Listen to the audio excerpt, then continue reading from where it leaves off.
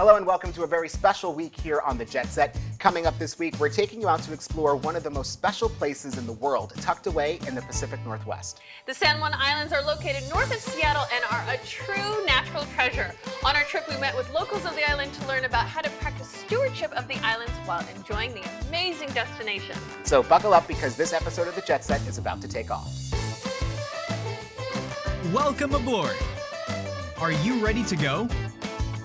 Bobby Laurie and Nikki Noya have your ticket to travel, food, fitness, and everything you need for an on-the-go lifestyle. It's time to jet set.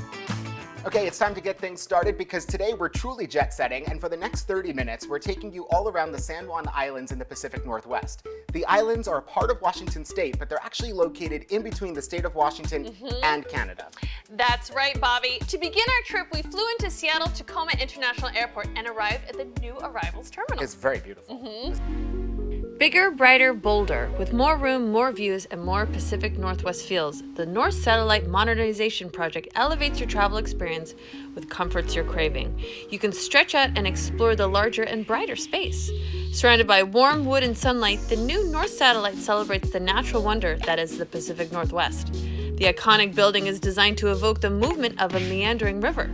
With twice the space, there's more room to roam, including 10 more remodeled gates and a new airport destination, the Marketplace at N, the stage for live performances and open seating with airfield views.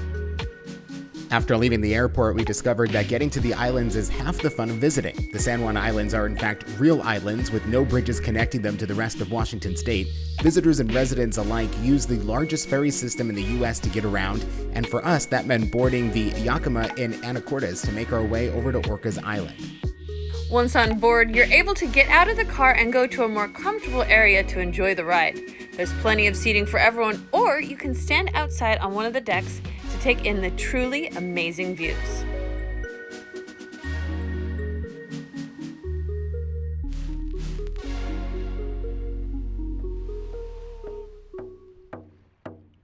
One of the main reasons for this trip was to discover how we can travel responsibly and ensure everyone will have a chance to visit and see the islands in person.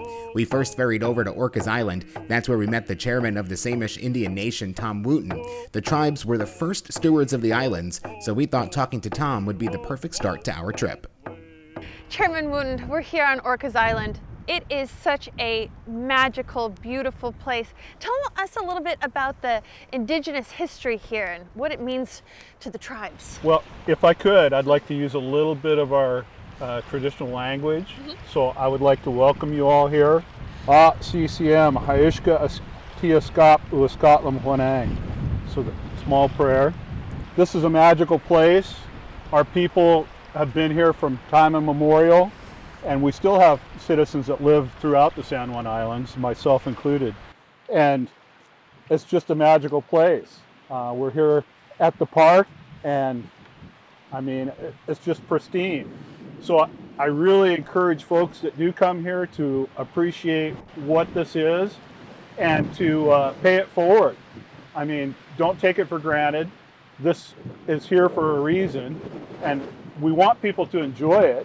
It's because it is such a beautiful place. But when you do come here, treat it like it's your own, you know, and it'll be here for your kids and their kids. We talk about 7 generations when we think about our history and where we come from.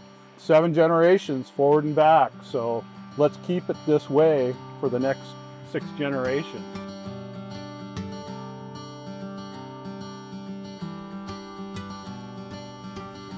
The natural beauty of Orcas Island is incredible, and a hike through the Moran State Park is breathtaking. Experiencing this firsthand put Chairman Wooten's words into perspective. This is a place we truly should protect for the next 7 generations.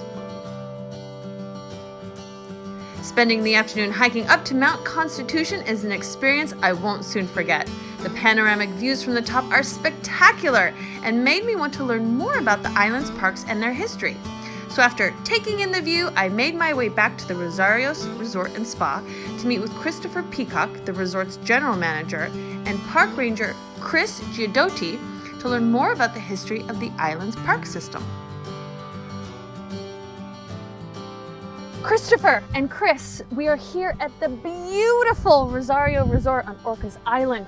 This place is amazing. Christopher, tell me a little bit about Robert Moran and his vision for this place. Well, Robert Moran was a shipbuilder out of Seattle at the turn of the century and was given 6 months to 2 years to live due to heart disease.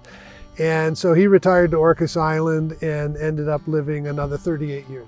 It turned out he had executive stress. Really? But when he moved here, he was really looking for a way to get out of the Industrial Revolution and was really following the arts and crafts movement, which was a return to nature, hand craftsmanship, and family time. And the mansion he built represents all of those.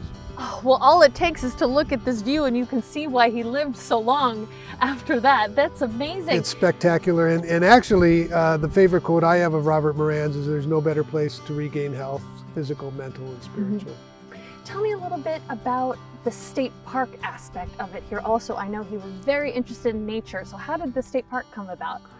Robert Moran was friends with John Muir, so he had a stewardship ethic, and he was really in love with the mountain and the area right here. And so he actually came to the governor of the state of Washington and wanted to donate the land for a state park. It was actually prior to the existence of the state park system, but his offer was what created the state park system. So, yeah, it's like the 4th oldest park system in the country. All right, that's amazing. Yeah, and it's due to his generous donation. How can someone who's visiting, like me for example, take care of this place and make sure that it is preserved like this for future generations? That's a great question. That's something that we discuss regularly with all the different public land managers out here. This place is special, but we've seen increased use over the years. And so we're at the threshold of reaching a point where we really need to do some work around the stewardship of these resources out here. So we encourage our visitors to use the leave no trace principles when they come. We also encourage folks to come out in the shoulder seasons when it's not quite as busy. But basically, we're looking at the potential for having to institute some management initiatives to control the number of people on the landscape. We'll be right back in 60 seconds with much more to come from our trip around the San Juan Islands. Don't go anywhere.